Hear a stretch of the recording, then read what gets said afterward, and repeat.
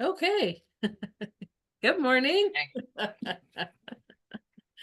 All those technical things. It's always fun to figure those out. So good morning, Dr. Dave. How you doing today? good morning. Doing well. Thank you so much. How about you? I'm doing well, thank you very much. And it looks like the sun might come out today. It was raining and it has stopped, so it's getting brighter out there, which is nice. So Um, happy Memorial Day weekend to you, and thank you. hope the weather Happy changes late, and well, happy late Victoria Day for you guys last week. thank you. Yeah, so hopefully you're able to go out and enjoy some sunshine at some point today. Hopefully. Nope.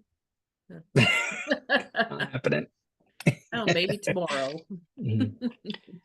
Did you just do an American accent? I don't think so. How did you say tomorrow? Tomorrow? Oh, okay. Because usually it's tomorrow. Oh. Nope, I don't think so. So, welcome to What If. We're going to talk about possibilities today, which is always exciting. I love to provide, well, when I was in my other career of social service work, I always like to talk to my clients and say there's always options. There's always something that we can do. So, and that applies to everybody. There's always options. It's just what makes the best sense for you and what you choose to do. So it's all about choice, as always, and we get to do everything that we do. So we talked about that this morning in our Nature's Divas, is when you change your words to I get to, it changes the vibration and how you feel about doing whatever it is you're doing. So what I like to do, you can, if you have the book, you can start at the beginning and one day at a time go through it. Some of the people that have gotten the book have just read it like right through, which is really cool. What I like to do on the days that we're doing our what if is just put my hand on either side and ask what the message is for the day. So, an exciting thing that it will be happening is I've got some blank cards coming. So excited.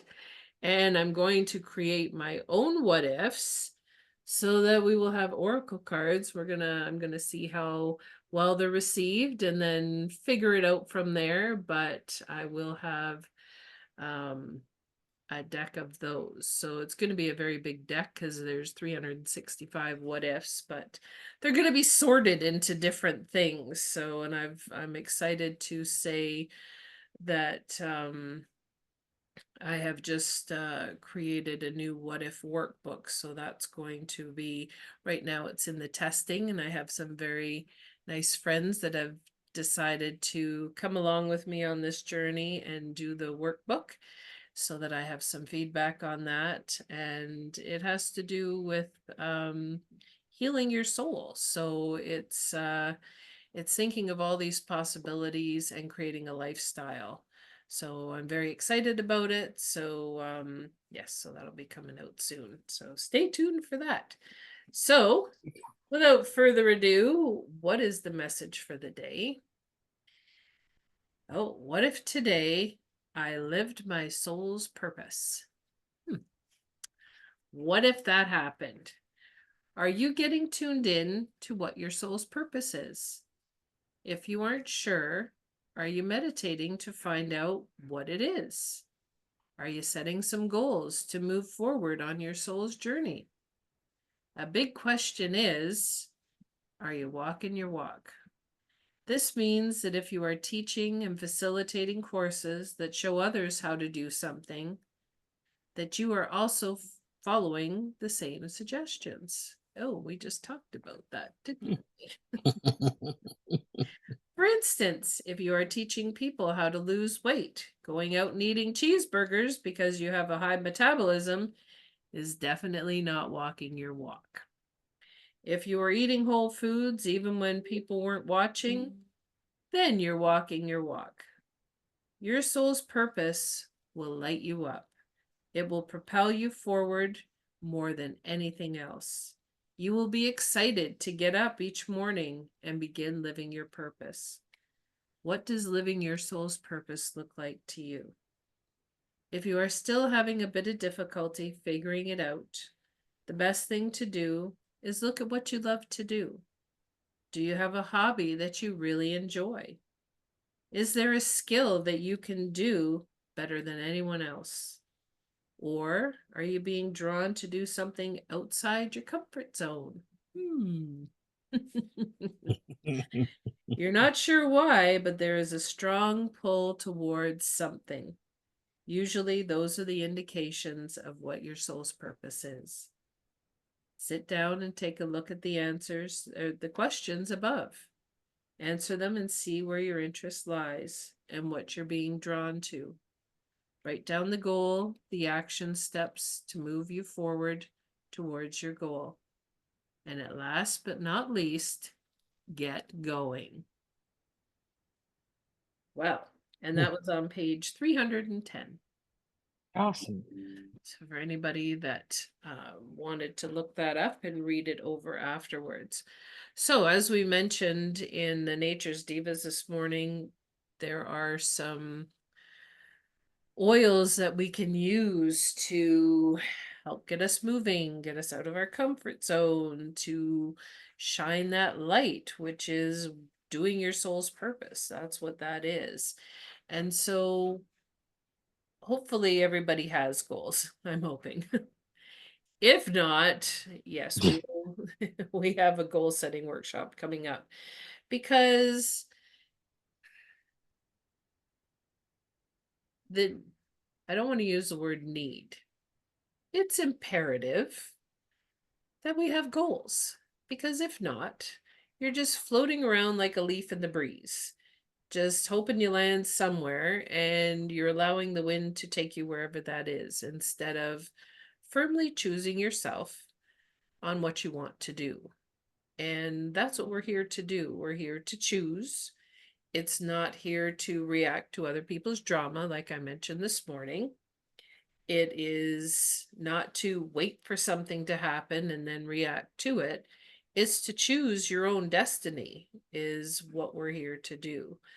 So finding your soul's purpose is part of that, because when you know what your purpose down here is, life is so much easier. Well, it can have its challenges. Might I not be see. easy all the time. I rephrase that. However, those challenges help you transform and move forward in your life. So it gets you out of your comfort zone. It stretches that comfort zone.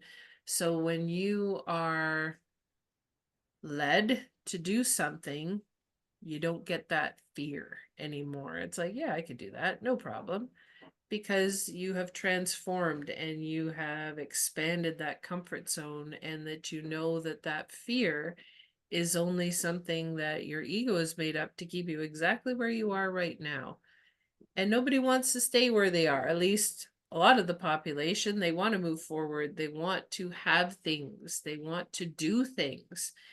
And in order to have and do those things, that's where the goals come in, and writing them down and feeling the emotions of those goals and doing the action steps instead of being busy doing other stuff that doesn't move you forward in your goals, but actually moves that needle towards exactly where you want to go. So it's really, really important to have that roadmap of, well, this is where I'm heading. Because without a roadmap, it's like, well, hey, here's something you can do. And it's like, ooh, squirrel. And off you go that way. Meanwhile, you want to go this way. Now, sometimes the universe will go, hey, you're going to go that way, whether you like it or not. And then you eventually end up going the other way. However, if you are shown these bright, shiny things all the time and you don't have that roadmap, you're going to be off going everywhere and not heading towards your goal. So having that roadmap, it's just like when you go on vacation. You know where you're going, you know what day you're going, you know how long you're going to be there, you know where you're staying, for how long, what you're going to do when you get there, what sightseeing things you're going to do. You have everything planned. People plan more for their vacations than they do for their life, which is pretty sad because our life is a lot bigger than a very short vacation. So if you keep that in mind on, okay, well, what do I do when I'm planning my vacation, and plan that for your life, you'll be in a lot better position, because then you're going to know, all right, does this get me towards my goal, this bright shiny thing? No. All right, well, then I'm going to respectfully decline, and I'm going to move towards my goal. And then maybe some other bright shiny thing, and I'd be like, that might be something I can add to my goal, or it might help me. So yes, you want to choose that. So you get to, here's that get to again, decide what you want to do. But having that roadmap helps remind you, okay, these are the things we want. This is where we're moving towards. Does that fit in with that? And then you can go yes or no and choose from there, which helps you move towards your goals instead of, I don't know, well, oh, we'll give it a shot, see what happens, it's like, well, where do you want to end up? Like if you're going on a road trip with no map, it's like, well, I want to go to England and I'm here in Canada. I don't know which way England is, so I could end up on the opposite coast where I want to be. And then it's like, well, oh, what do you mean I have to take a boat or a plane to get across there? I didn't know there was water involved in this, so having all those things mapped out ahead of time are very helpful for when you get to that point. If there is a challenge, it's like, hey, I knew this ahead of time. All right. Well, now I can respond to this and move forward. So, Dr. Dave. Awesome. Love it. That was great. Thank you. Um, living our soul's purpose. What if? You know, it takes zero courage to ask the question. None. Zero. Zero investment even to ask yourself that question. Okay, lied. It does actually take quite a bit. Because the courage comes in not really about the question, about being able to hear the answer.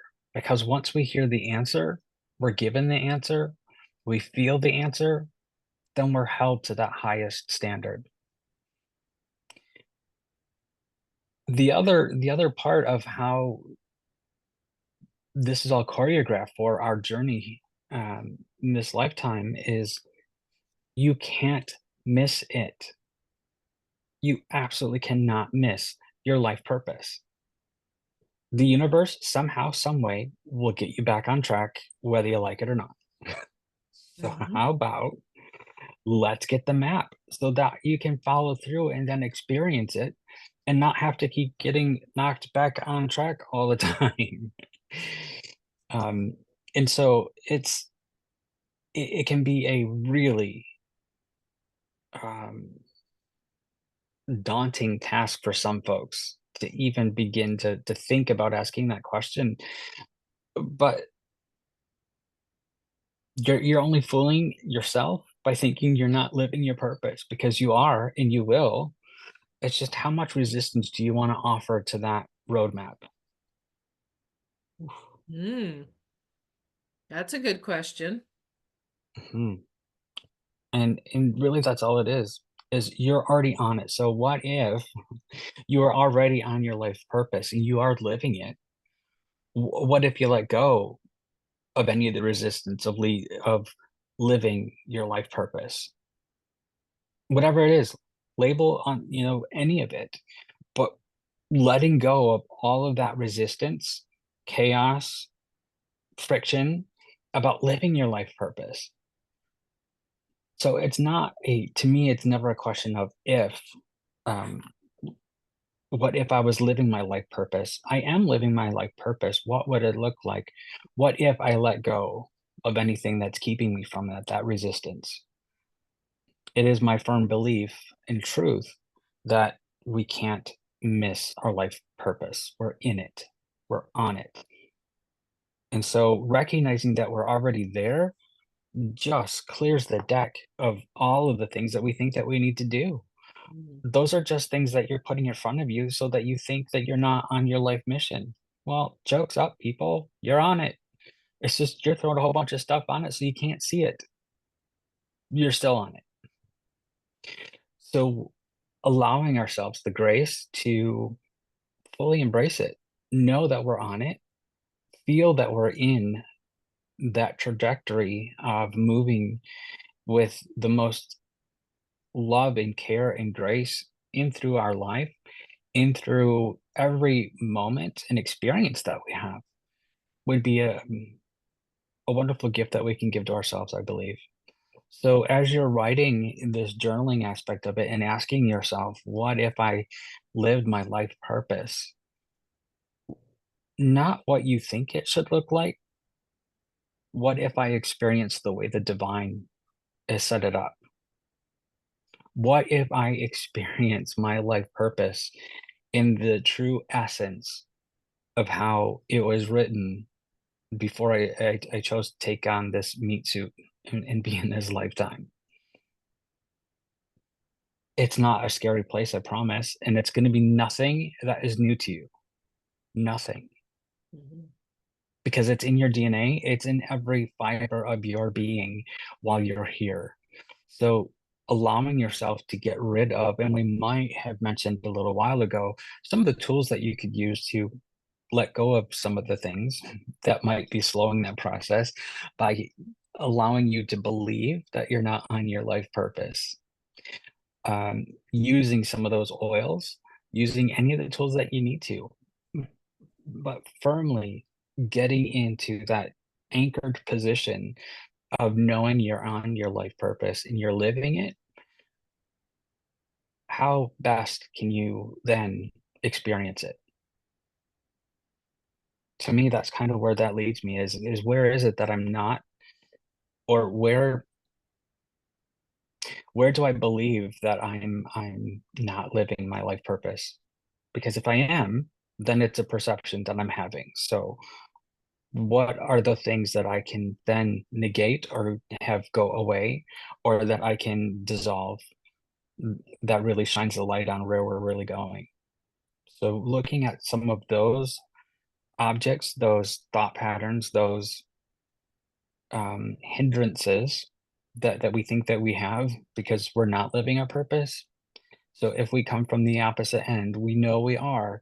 So what are the things that I'm putting more energy into thinking so that I don't have to live up to the expectation of what my life purpose is? Ta-da, just a Awesome. thought. Yeah, because it's all perception. It's what our beliefs are, and mentioned this before, is we take on all these beliefs and thoughts that we've had from when we were babies, and they may or may not be who we are. And that's what, when we're moving along and we're transforming, these things come up to be released because they no longer serve who we are.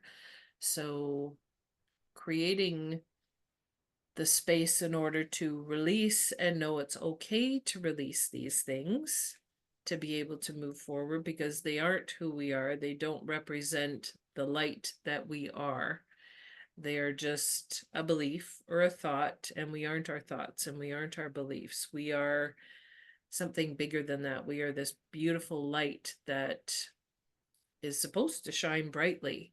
So releasing the things that no longer serve us, knowing that we have the choice to share with others, to shine our light, to be that beacon for others, is what's really, really important. And having those goals in place to know and to connect with the divine each day, taking those few moments to ask, what are my next steps? Because they will be shown to you. You're not just left to go willy-nilly. So creating those goals and then asking the steps to take, they will be given to you. And some of them, yeah, they're scary. You may feel fear, but you know what? This is going to get you moving towards where you want to be. And so you feel the fear and you do it anyways. And you'll find out that it wasn't that scary after all. And we are always connected, we are always cared for, and we are loved unconditionally, and we are not alone. So remembering that is really, really important as well as we go on this journey. We're not alone as we go on our journey. We have all our spirit guides, our guardian angels, the universe. They're all working in tandem in the background, creating this wonderful plan for us that we have no idea is coming into fruition. Miss Brenda, question for you. Hmm. When you sat and asked yourself this question about what if you lived your life purpose, what was the hardest struggle or the biggest struggle that you had when you were answering for you? Um, well, that's a good question. It's always the fear of not being good enough. So, and what I have to say is really important, and that somebody wants to hear what I have to say, I think are the scariest things that growing up and feeling not worthy, and that what I have to offer isn't important, was beliefs that were ingrained in me since a very little girl, that, children should be seen and not heard. And what I had to offer really wasn't that important, because professionals knew better. Somebody else always knew better than I did. And to be able to release that belief and to know in my soul that what I have to say matters, and that I can help people with my words, was life changing. And even though it was scary to put myself out there and be vulnerable and go, hey, and share my life, it was very eye-opening, because people were like, hey, like, and they supported me and they cheered me on. And so that was really nice to see, and really cool, because you don't know until you put yourself out there who's watching and who's listening and who's there to really cheer you on, and who's the message that you gave, how you were able to change somebody's life, which is really cool. And then when you Mhm. hear that, it's like, wow, that's awesome. Mm. Well, thank you for sharing that Thank you for vulnerable asking. space. Yeah, that was beautiful. Awesome. Wh- How how did what tools did you use to be able to overcome that?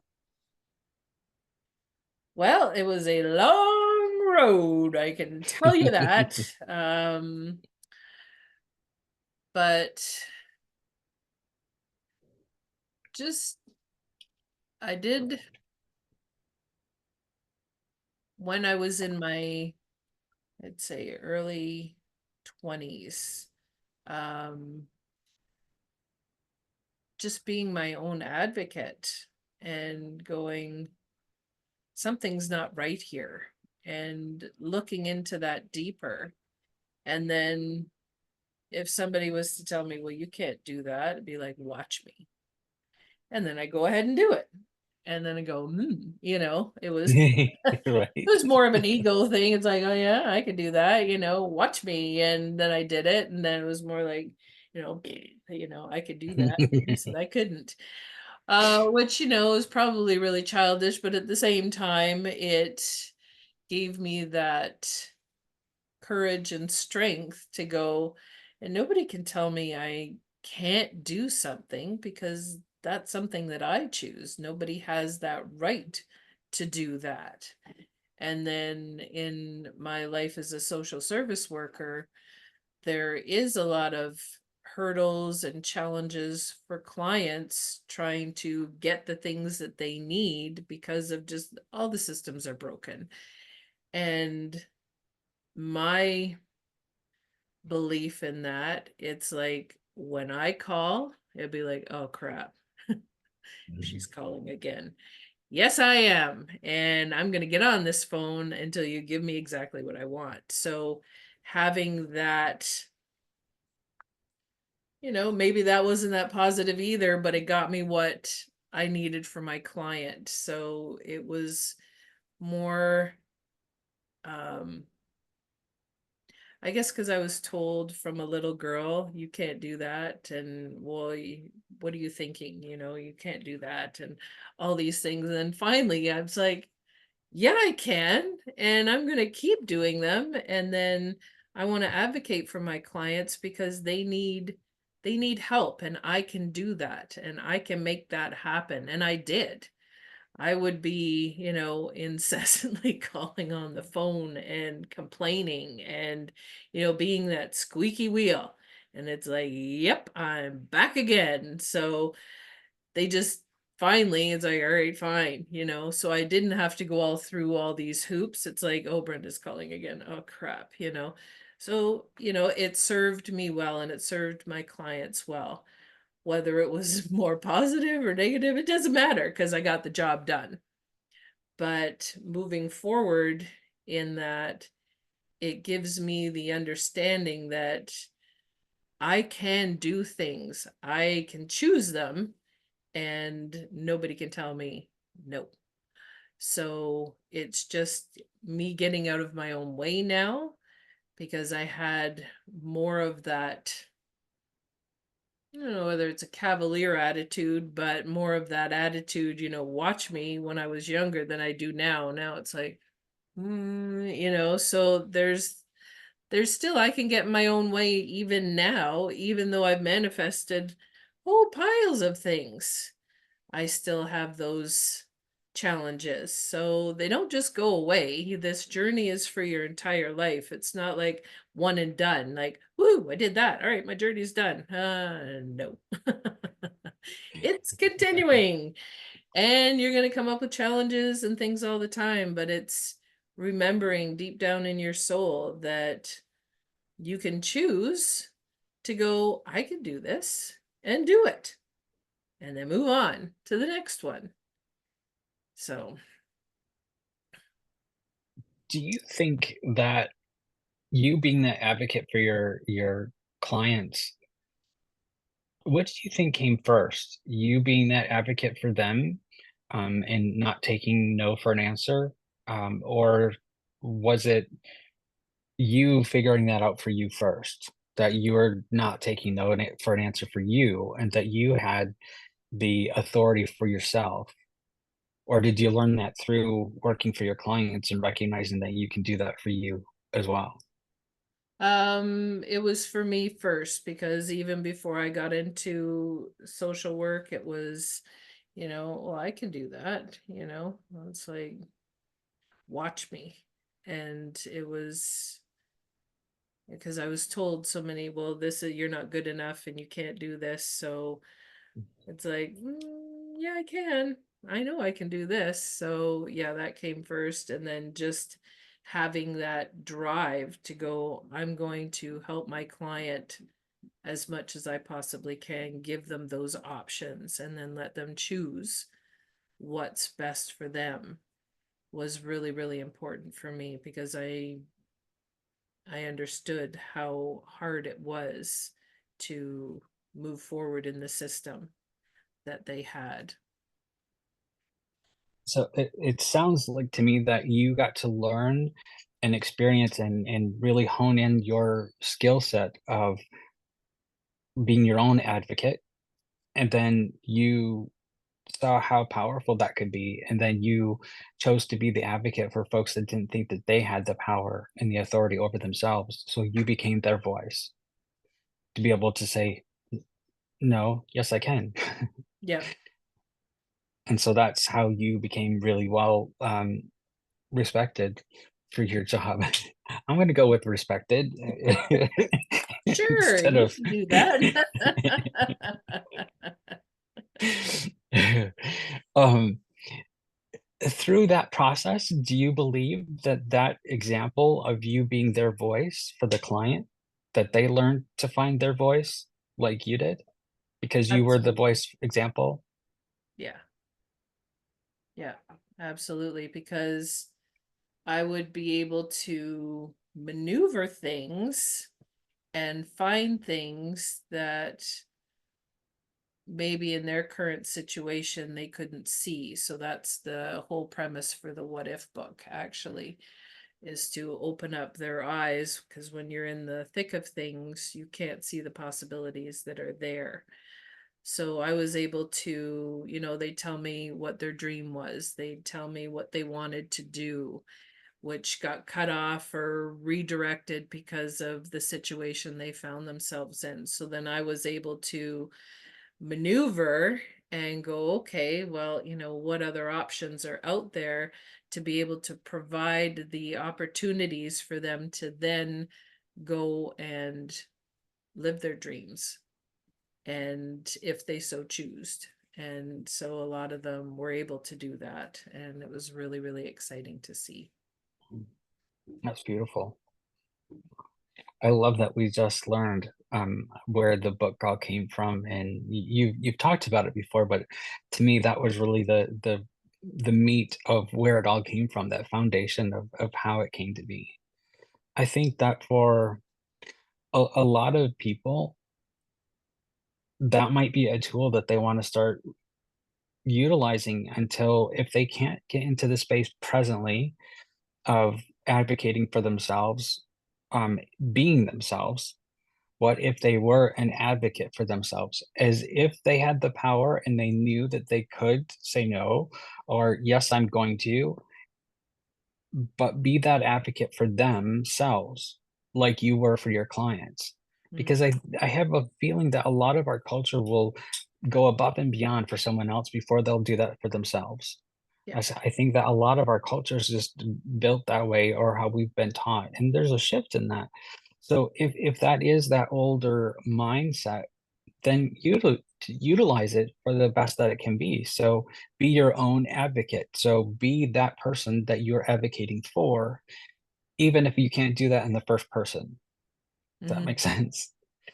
Yep. Um, because something could I think that most folks will always want to go to bat for anybody that's the underdog or that needs some help. But they don't ever no, I can't say that. There's a lot of times where they won't put themselves in the same situation or they won't come at a situation with open possibilities at looking of what if. They're not allowing themselves to get into the place of what if for me. So if we can then step into that third party or third person, um, and ask the question again, that takes all of the self-talk and self-doubt out of it because you never used that of what your client can't do or be. Hmm. It was, what are those possibilities? And sometimes for the very first time in a lot of people's lives, that's probably was the first time that anybody had ever even thought to ask, "What if? What are your dreams? I'm barely making it. I'm not really caring about my dreams." And that's a present state, and that's the survival state. But we're not gonna get out of that and move towards anything else until we can shift into the higher frequency and vibration, of the next elevated emotion. So you're not getting from despair and into bliss. It's not happening. You got to go through those different steps, and what you're doing with your clients then was helping them go through some of the next step and the next step and the next step. They might not believe until they actually see it happening, but like, well, that really worked. Well, okay, really? And then they see it again and again because you don't have those parameters, those limitations, or the limiting belief system about who they are for them. So that was the only lens that you knew, is that what are the possibilities? How incredible would it be if we, during this journaling process of today's what if, of living our life purpose without restriction, living our life purpose with no training wheels, um, in advocating for ourselves in the third party, if we're not able to do that in the first person, I think that folks would find that so liberating and free, and that's the way that it should be. I believe that's my truth anyway. And I really hope that folks then can advocate for themselves and change from that third person and know that they are in that space, that they are worthy, that they do deserve, because they are the divine, that divine spark. It is, there's no place that the creator isn't. So that means it's within them in every part of their being. And so that allows us to illuminate that space, because that's what you saw in your clients. You saw their light, not their shadow. And most times when we're in that first person, that we're always looking at the shadow. That's what we think we're supposed to be doing, instead of looking at the light as well, to look at those possibilities. So what a wonderful gift for us to be able to have a journaling exercise that you brought for us to ask that possibility of living our life purpose. Yay. Thank you. Thank you. That was awesome. Yeah, it's just, and the gratitude. That's one thing I always brought into the life skills that I taught as well, is what are you grateful for? And I got a lot of eye rolling, because it's like, what do you mean? I've just burned all these bridges. I don't have anything, homeless and, all the rest of it.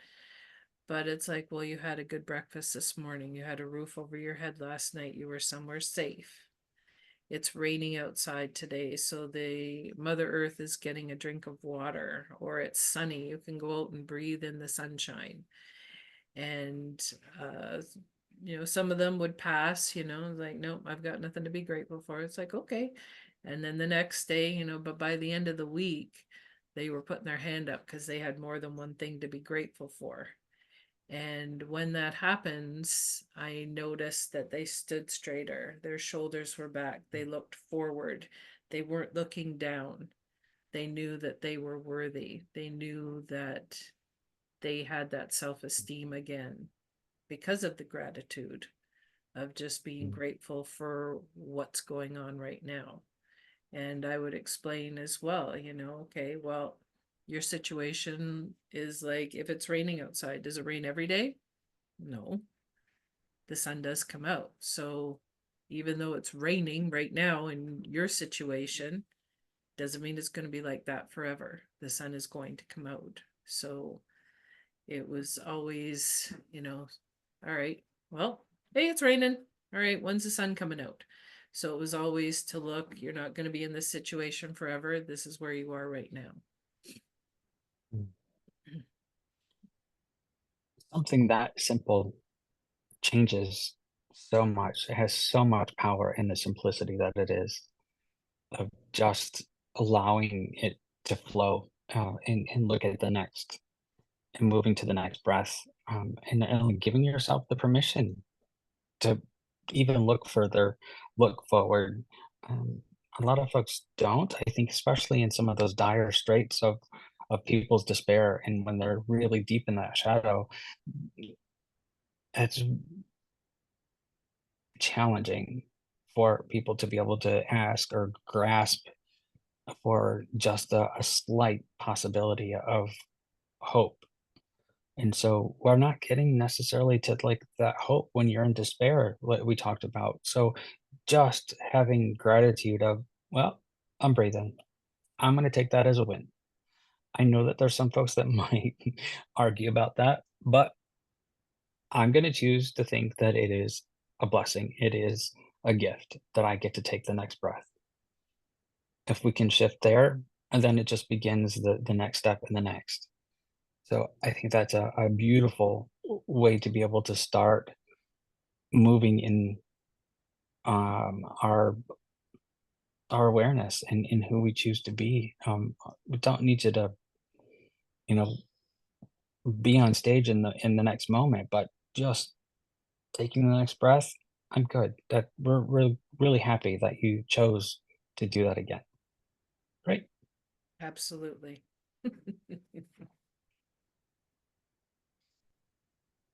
I think that is a wonderful place to leave our folks for the week. Yeah. I think so. Absolutely. Yeah, we've given them lots to think about. So, and just start with gratitude. What are you grateful for? Grateful for this body that houses your soul right now. It's a really good place to start. You've got a vessel that you can do things from. So it's always a good thing. Yay. So, Miss Brenda, where can folks find this wonderful book that we're talking about on working through and working from? Well, you can find it on Amazon. It is on all the Amazons, and it is What If 365 Positive Possibilities for Your Life.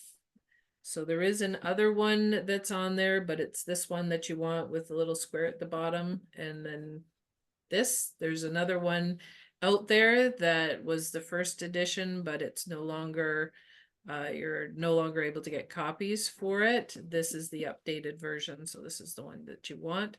And there is a handy dandy journal that goes along with the What If. It's the same color green as the back cover.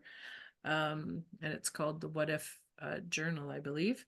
And it's got some different journal prompts in there from the ones that are in the book. So, yeah, and that you will find on Amazon as well. Fun. Mhm. Awesome. Well, thank you. I have a lot of gratitude for you allowing me to step into this wonderful world with you and get to explore it and being able to find out and digging into finding out what that foundation was and how you built and brought this whole thing to the present. So thank you so much for all of that and all your work. Well, thank you for asking those awesome questions and for being part of my journey. And yeah, I love hanging out with you on Mondays and just expanding our awareness and just doing fun things together because that's always fun and collaborating. And yeah, I'm excited about all the new things coming up that we are doing as well. So that's always exciting. New things? There's always new things. I knew the answer, but Yeah. So stay awesome. tuned because there's always fun things going on. And yeah, we're always listening to the universe, and a lot of them happen just in the episodes that we do is like, hey, there's a good idea, and lo and behold, things are created from that. So stay tuned, and we'll have those things out soon. So wherever you are, have a wonderful week, and we will see you next Monday back with Nature's Divas as well as What If. So happy Memorial Day. I hope you enjoy your day and the rest of the long weekend, and hope you can get outside and enjoy some sunshine or do something fun. At this moment, it actually is. Ooh, well, there So you go. awesome. All right. Thank you so much. I will see you soon. All right, take care. Have a wonderful day. Take care, everybody.